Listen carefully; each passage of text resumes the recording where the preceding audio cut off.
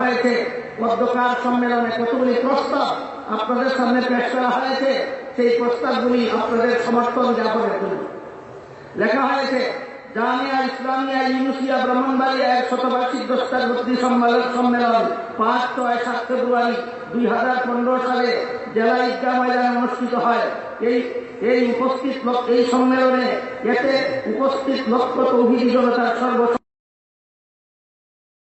গৃহীত হয়, যথা 1 নম্বর, নাস্তিক মুরতাদরা বিশেষ করে লতিফ সিদ্দিকী রাসূল করিম সাল্লাল্লাহু আলাইহি ওয়াসাল্লামকে কটাক্ষ করে তৌহিদি জনতার অন্তরে আগুন লাগিয়েছে, তাই অতি তাড়াতাড়ি তাদের ফাঁসি দিয়ে পরিস্থিতি শান্ত করার জন্য পত্র সম্মেলন মাননীয় সরকারের কাছে জোর আবেদন জানাচ্ছে।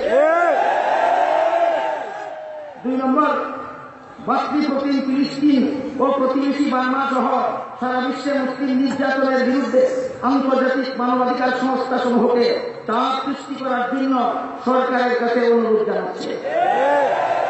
3 নম্বর, সমাজ কল্যাণ মন্ত্রী পর্দার বিরোধিতা করে ইসলামের পর্দা বিধান সহ পবিত্র কুরআন ও হাদিস শরীফের অবমাননা করেছেন, তার ব্যাপারে সরকারের অবস্থান স্পষ্ট করতে হবে।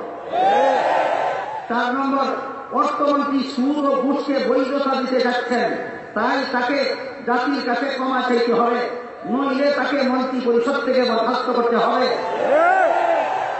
অন্যথায় ঘুষ বৈধ হলে মজলুম জনতার জন্য আদালতেও সুবিচার পাওয়ার সুযোগ থাকবে না। 5 নম্বর, মহানবী সাল্লাল্লাহু আলাইহি ওয়াসাল্লামের ইশারায় প্রতিষ্ঠিত কওমি মাদ্রাসা নিয়ে সকল প্রকার কটূক্তি ও ষড়যন্ত্র বন্ধ করতে হবে। 6 নম্বর, মুরতাদ কাদিয়ানীদেরকে সরকারিভাবে অমুসলিম ঘোষণা সহ তাদের যাবতীয় প্রকাশনা বাজেয়াপ্ত করতে হবে। 7 নম্বর, কুরআন হাদিসের সাথে সাংঘর্ষিক নারী নীতি এবং ইসলাম পরিপন্থী শিক্ষানীতি বাতিল করতে হবে। 8 নম্বর, হক্কানি কওমি উলামায়ে কেরামের সমন্বয়ে জাতীয় ফতোয়া বোর্ড গঠন করতে হবে। 9 নম্বর, জাতীয় মসজিদের বিতর্কিত খতিব ও ইসলামিক ফাউন্ডেশন বাংলাদেশের বিতর্কিত দিদিকে অপসারণ করতে হবে।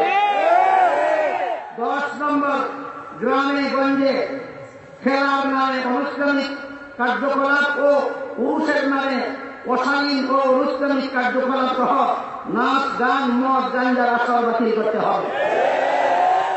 11 নম্বর, এই সম্মেলন একটা নিখুঁত ইসলামী সম্মেলন, কোন রাজনৈতিক সম্মেলন নয়।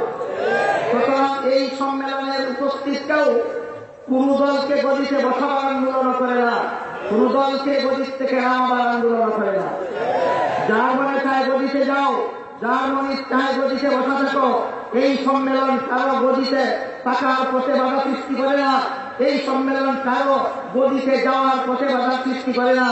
তবে বলতে চায়, এই সম্মেলন 16 কোটি মুসলমান বাংলাদেশের মুসলমানের পক্ষ থেকে বলতে চায়, এই সম্মেলন যেমন ভাবে কোন রাজনৈতিক দলের রাজনৈতিক আন্দোলনের পথে বাধা সৃষ্টি করে না, ঠিক তেমনি ভাবে এই দেশের 16 কোটি মুসলমানকে ইসলাম ধর্ম পালনের পথে কেউ কোন রকমের বাধার সৃষ্টি করতে পারবে না। সবগুলি প্রস্তাব আপনারা সমর্থন করেন? এই প্রস্তাবগুলি আপনারা সংশ্লিষ্টদের কাছে লিখিত আকারে স্মারকলিপি হিসাবে পৌঁছে দেবেন।